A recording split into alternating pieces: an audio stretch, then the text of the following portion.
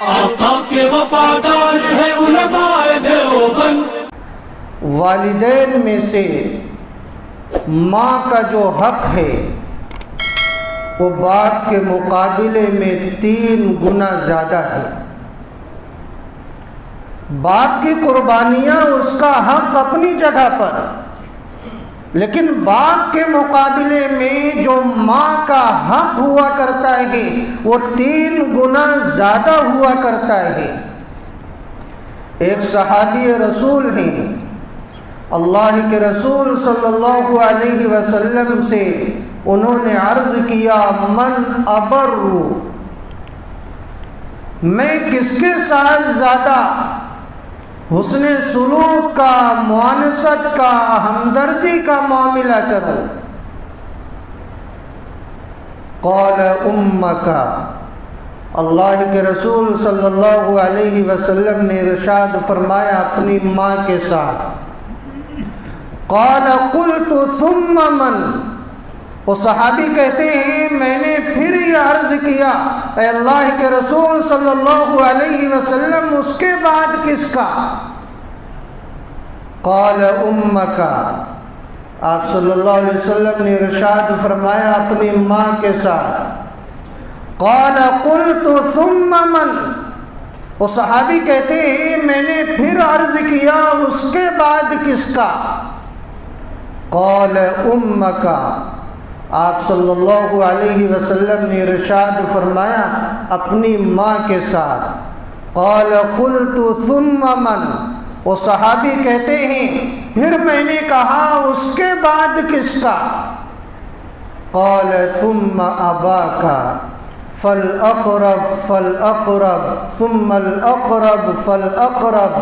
تو اللہ کے رسول صلی اللہ علیہ وسلم نے ارشاد فرمایا اپنے باپ کے ساتھ، پھر اس کے بعد جو زیادہ قریب ہو اور اس کے بعد جو زیادہ قریب ہو۔ تو اس حدیث پاک میں اللہ کے رسول صلی اللہ علیہ وسلم نے باپ کے مقابلے میں ماں کا 3 گنا حق زیادہ بیان فرمایا ہے، اور اس کی وجہ یہ ہے کہ ماں 3 ایسی تکالیف کو برداشت کرتی ہے کہ باپ کا اس میں حصہ نہیں ہوتا۔ پہلی تکلیف تو وہ ہوتی ہے کہ جب بچہ ماں کے پیٹ میں آتا ہے تو وہ ماں اس حمل کے بار کو اٹھاتی ہے، اس کا چلنا پھرنا مشکل ہو جاتا ہے، اٹھنا بیٹھنا مشکل ہو جاتا ہے، کھانا پینا دشوار ہو جاتا ہے، یہاں تک کہ جب آخری ایام آیا کرتے ہیں تو کسی کروٹ اسے سکون نہیں ہوتا ہے، کبھی دائیں کروٹ لیٹتی ہے تو کبھی بائیں کروٹ لیٹتی ہے تو کبھی چت لیٹتی ہے، کسی کروٹ اسے قرار نہیں آیا کرتا ہے، اور کھانے کا جو ذائقہ ہوا کرتا ہے وہ بھی ختم ہو جایا کرتا ہے۔ یہ وہ قربانیاں ماں کی ہوا کرتی ہیں، یہ وہ تکلیف ماں کی ہوتی ہے جو حمل کے بار کو وہ اٹھاتی ہے، اس میں باپ شریک نہیں ہوتا۔ اسی کو اللہ رب العزت نے ارشاد فرمایا حملتہ امہ کرہا۔ دوسری تکلیف، جب بچے کی پیدائش کا وقت آتا ہے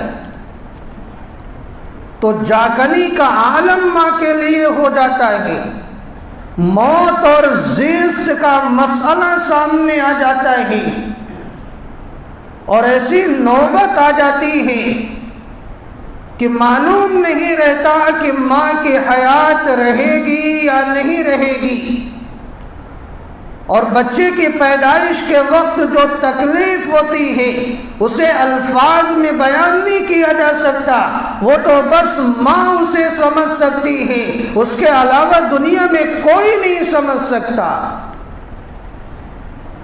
تو جس پریشانی کے ساتھ وہ اپنے بچے کو جنم دیتی ہے، اس پریشانی میں اسی کا حصہ ہوتا ہے، باپ کا حصہ نہیں ہوتا۔ اسی کا تذکرہ اللہ تعالیٰ نے فرمایا وَوَضَعَتْهُ أُمُّهُ كُرْهًا،